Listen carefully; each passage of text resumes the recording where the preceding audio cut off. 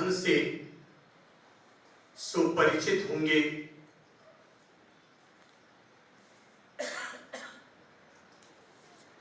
कि अगर करने जैसी कोई प्रार्थना है तो वो शांति है। एक दूसरे के लिए करने जैसी अगर कोई शुभकामना है तो वो शांति है। और जीवन में पाने जैसी अगर कोई बहुमूल्य धन है तो वो भी शांति है। मन में अगर शांति है तो दाल रोटी भी सुख देती है, और मन में अगर शांति नहीं है तो 56 भोग भी फीके नजर आते हैं।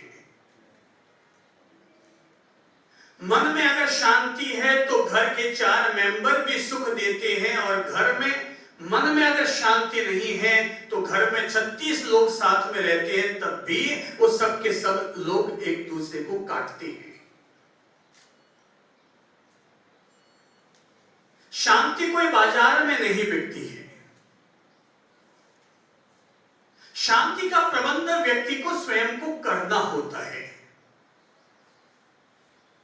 यदि कोई व्यक्ति बाहर शांति की तलाश में जाएगा तो बाहर में शांति नहीं बल्कि शोरगुल मिलेगा, पर शांति की तलाश अगर भीतर करेगा तो वहीं से ही शांति का सूर्योदय होना शुरू हो जाएगा।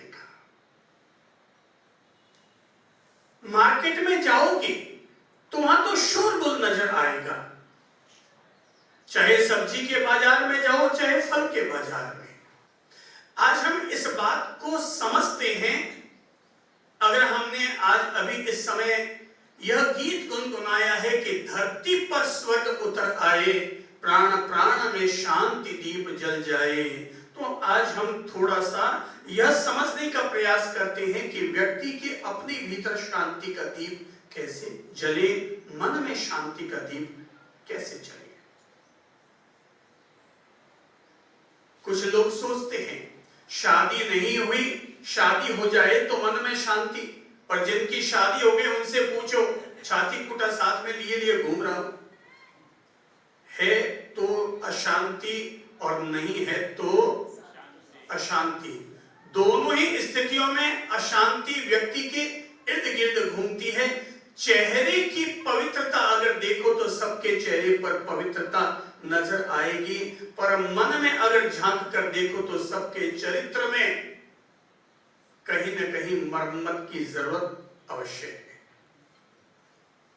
जब से व्यक्ति ने शील, सदाचार, साहस और सकारात्मकता को छोड़ दिया है, तब तक व्यक्ति के साथ में अशांति ही चलती चली आ रही है। महावीर शांति की तलाश में निकले, बुद्ध शांति के तलाश में निकले।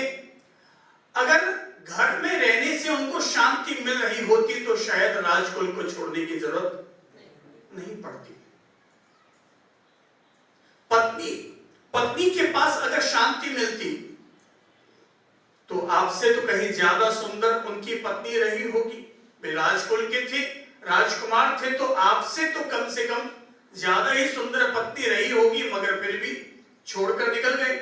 संतान से अगर सुख मिल रहा होता तो महावीर और बुद्ध दोनों की ही संतान थी, मगर फिर भी छोड़कर निकल गए।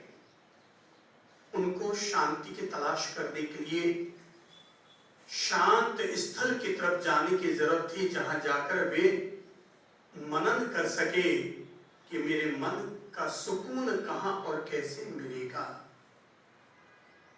मैंने कहा था मन बड़ा चमत्कारी शब्द है।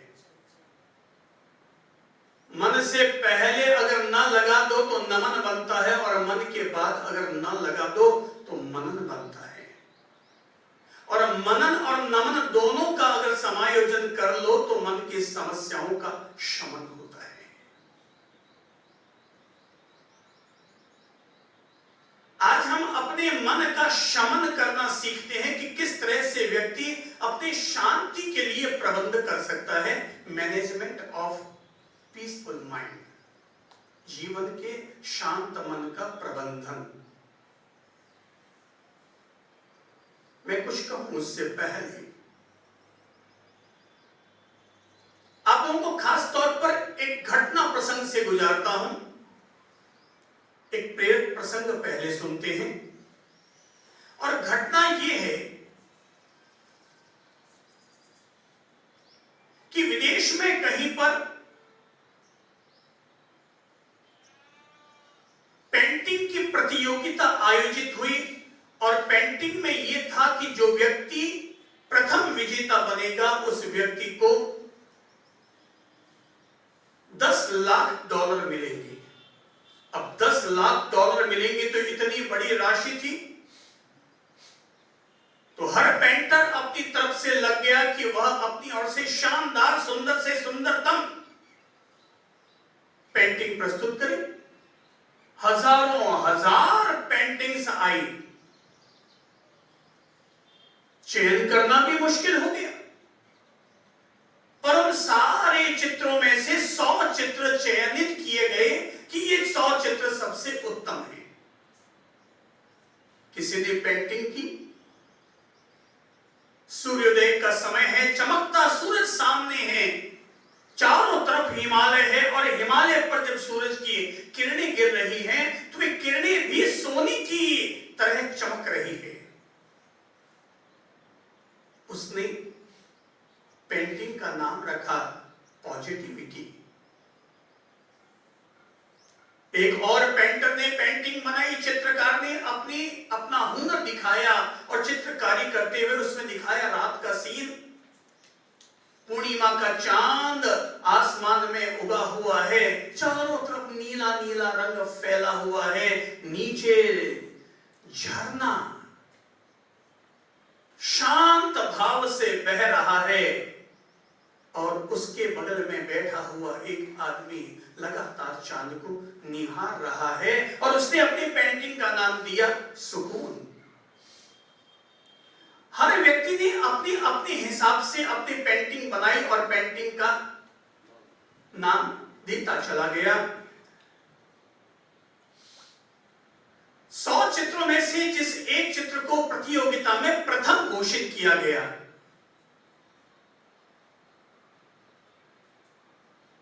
तो जब उद्घोषणा हुई तो उद्घोषक भी चौंका, क्योंकि जिस पेंटिंग का नाम लिया गया था उस पेंटिंग का नाम था शांति।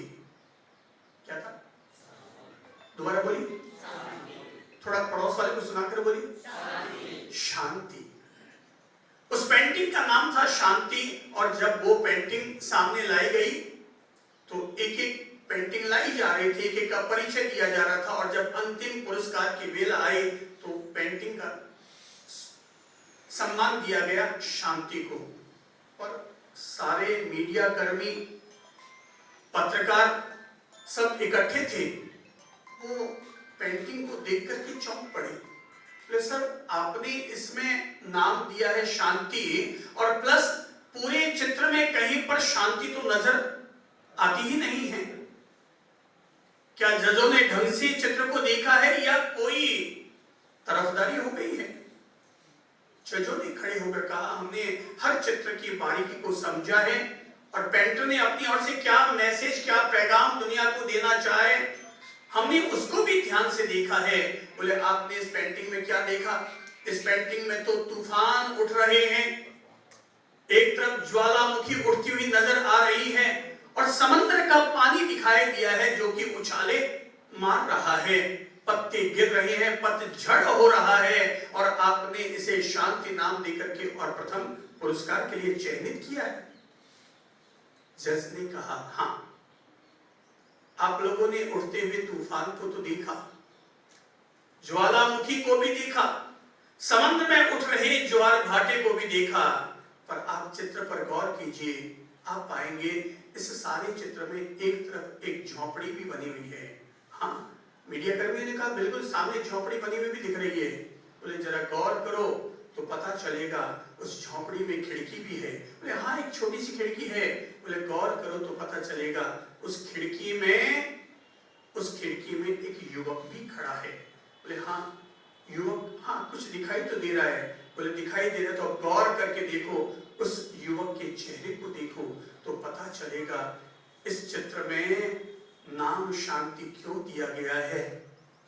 चारों तरफ आंधी है, तूफान है, ज्वालामुखी है, ज्वार भाटे हैं, मगर इन सब के बीच में एक ऐसा युवक खड़ा है जो फिर भी शांत है, प्रसन्न है और मुस्कुराता हुआ नजर आ रहा है। और तब जज ने कहा, प्रथम पुरस्कार इसलिए दिया गया कि चंद्रमा की तहत बैठकर, चंद्रमा के सानिध्य में बैठकर तो हर कोई व्यक्ति सुकून पा सकता है। उगते हुए सूरज को देखकर हर कोई व्यक्ति पॉजिटिविटी की फीलिंग कर सकता है, पर जो व्यक्ति विपरीत वातावरण बन जाने पर भी अपने आप को शांत और प्रसन्न रखता है, वही व्यक्ति की शांति असली शांति हुआ करती है। इंसान की असली शांति वही है जहां पर कोई भी व्यक्ति विपरीत वातावरण बन जाने पर भी अपने आप को फिर भी पीसफुल बनाए हुए रखता है। शांति तो 100 साल का सफर है। कितना? मैंने 100 साल क्यों कहा? मैंने 100 साल इसलिए कहा क्योंकि हर व्यक्ति दूसरे के लिए शतायु भव की शुभकामना करता है कि 100 साल का इसका जीवन हो। तो मैं कहूंगा, अगर जीवन 100 साल का हो, जीवन अगर 100 साल का सफर है, तो शांति भी 100 साल का ही सफर है। और जैसे जीवन को जीने के लिए हर कदम पर जागरूकता की जरूरत है, वैसे ही शांति को पाने और जीने के लिए भी हर कदम पर जागरूकता की जरूरत है। शांति 100 साल तक चाहिए, शांति हर साल चाहिए, शांति हर महीने चाहिए, शांति हर सप्ताह, हर दिन, हर घंटे, हर मिनट में शांति शांति शांति चाहिए। हम प्रार्थना यही तो करते हैं, पृथ्वी शांति, वनस्पतये शांति,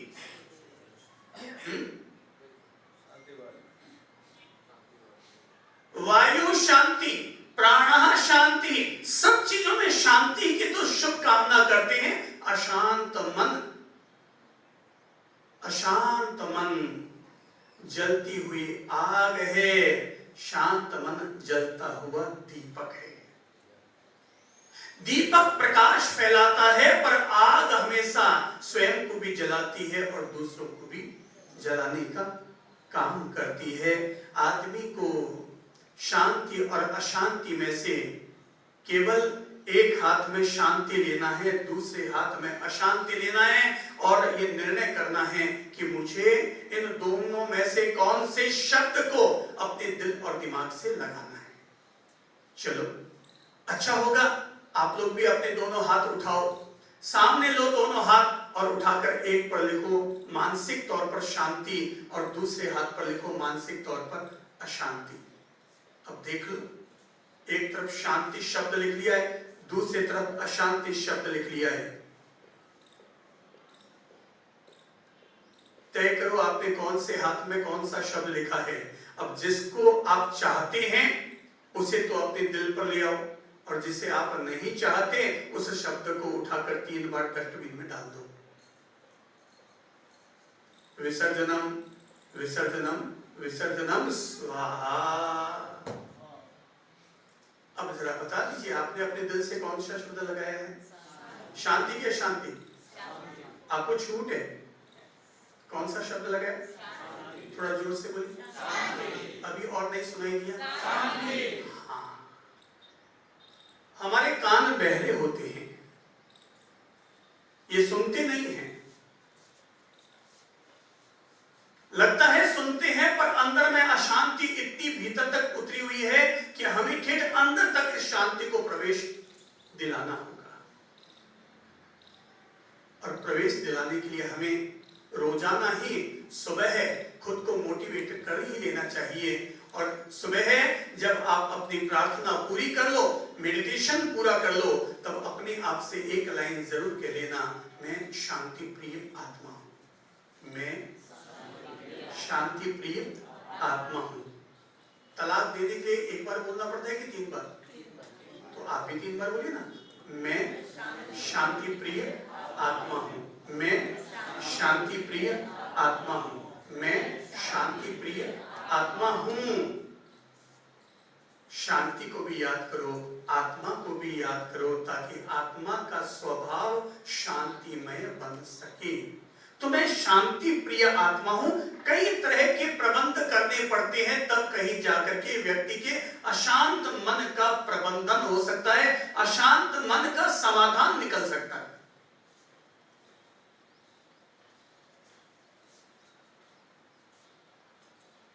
अक्सर 24 घंटे में 10 निमित्त तो ऐसे जरूर आ जाते होंगे जो हमारे मन को अशांत करते हैं। 10 से कम आते हैं कि ज्यादा आते हैं? ज्यादा ही आते हैं। ठीक है, अपन 10 की एक लिमिट बना लेते हैं।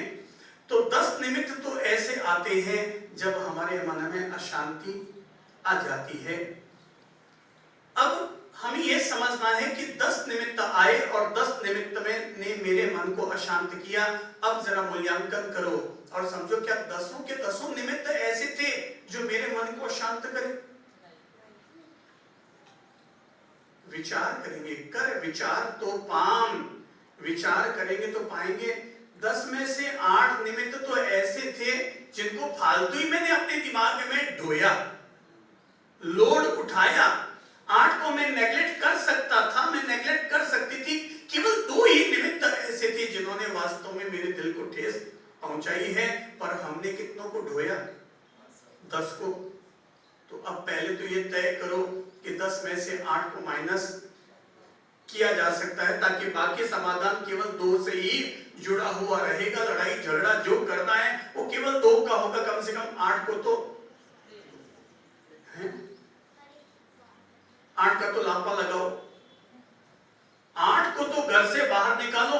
अब 2 से अपन निपटते हैं कि वो 2 कौन कौन से मुद्दे हो सकते हैं कि जिनका कि हमें समाधान देखना होगा।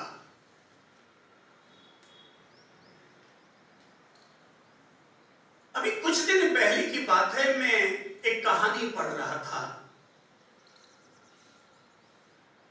कहानी ये थी कि एक महानुभाव जिनका नाम था अमीर चंद जी, वो अमीर चंद जी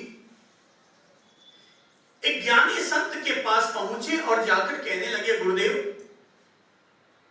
मैं अपने मन का समाधान पाने के लिए आया हूं। बोले, आइए बैठिए। चेहरे मेरे से आप बड़े अमीर आदमी लग रहे हैं। जिस तरह का आपने ब्रासलेट पहन रखा है, हाथ की हीरे की अंगूठी पहन रही है, उससे तो लगता है आप पैसे वाली पार्टी है।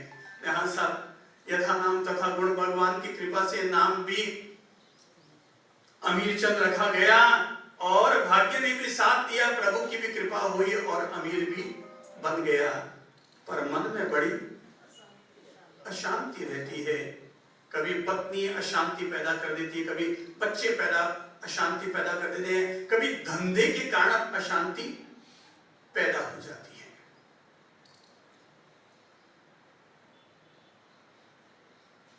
संत प्रवर्ति का, भाई मन में अगर अशांति रहते तो आओ मेरे पास बैठो, मेडिटेशन करो, आती जाती सांसों पर ध्यान धरो और अपने आप से केवल एक ही शब्द कहो, ओम शांति, ओम शांति, ओम शांति। केवल एक ही शब्द बार बार अपने आप से कहो, बाकी कुछ नहीं बोलना है, केवल एक ही शब्द, ओम शांति, ओम शांति, ओम शांति। आगे बंद करो, मेडिटेशन करो, आती जाती सांसों पर केवल एक ही शब्द बोलो, ओम शांति, ओम शांति, ओम शांति। मंत्र की तरह तुम इसका सुमिरन करना शुरू कर दो। अमीर चंद जी बैठ गए, मेडिटेशन करने के लिए बैठे हैं और भीतर में क्या चल रहा है? मंत्र क्या दिया है? मंत्र शब्द का अर्थ होता है जो मन को तार दे उसका नाम मंत्र। जो मन को तार दे उसका नाम मन, जो हमारे मन की समस्याओं को दूर कर दे उसका नाम मंत्र।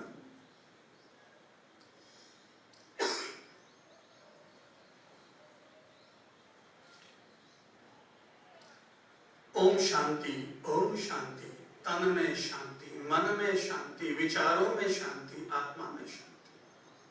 तन में शांति, विचारों में शांति, मन में शांति, आत्मा में शांति, ओम शांति। वो अमीर चंद जी 5 मिनट 7 मिनट तक तो वो ओम शांति, ओम शांति करते रहे। पर 15 मिनट के बाद में खड़े हुए बोले, गुरुजी मेरा तो दिमाग घुमड़ घुमड़ कर रहा है। आपने मंत्र दिया ओम शांति, पर अंदर की अशांति बार बार ऐसी उबड़ उबड़ कर आ रही है कि शांति का मंत्र पता नहीं कब कहां चला जाता है। अंदर में अशांति ही अशांति है। ज्ञानी संत ने कहा, ठीक है, अगर इतनी ही अशांति है तो चलो आओ मेरे साथ, आओ थोड़ा बाहर टहलने चलते हैं, मेडिटेशन नहीं करते हैं, कुछ और करते हैं। तो संत उन्हें लेकर के बाहर चले आए, बगीचे की तरफ बढ़े, बगीचे में टहलने लगे। बोले एक काम करो भाई, जाओ तुम मेडिटेशन को छोड़ दो, तुम तो जाओ, ये सामने कई पेड़ और फूल हैं, उनसे प्यार करके आ जाओ, जाओ छुओ, प्यार करो, उनका लाड करो, बस वो करके आ जाओ। अमीरचंद जी आगे बढ़े, अलग अलग फूलों को छू रहे थे, पेड़ को छू रहे थे। इतने में ही एक कांटा जोर का हाथ में गड़ा। उसको निकालने के लिए अमीरचंद जी ने जैसे दूसरा हाथ बढ़ाया तो उसमें भी कांटा गड़ गया और हाथ से खून निकलने लगा। अमीरचंद जी चिल्लाए, गुरुजी फंस गया, कांटे गड़ गए, पांव में हाथ में कांटे गड़ गए। गुरुजी आगे बढ़े, पांव में से कांटा निकाला, हाथ में से कांटा निकाला, अपनी कुटिया में लेकर के आए, अपने स्थान पर लेकर आए, पट्टी बांधी, खून रोका और पट्टी बांधते हुए ज्ञानी संत ने अमीरचंद जी से कहा, भाई अमीर दर्द हो रहा है? बोले हाँ महाराज जी बहुत दर्द हो रहा है। बोले भाई दर्द तो होंगे, जब इतने सारे कांटे गड़े हैं तो दर्द तो होगा ही होगा। भाई जैसे इतने सारे कांटे गड़ जाने पर दर्द होता है, ऐसे ही मन में अशांति रखोगे तो दर्द तो होगा ही होगा। भाई अगर तू चाहता है कि तुझे सुकून मिले, शांति मिले, प्रसन्नमयी दशा रहे, तो मन में पलने वाले ईर्ष्या, क्रोध, चिंता, तनाव के कांटों को निकाल कर बाहर फेंक, तो अपने आप ही तुम्हें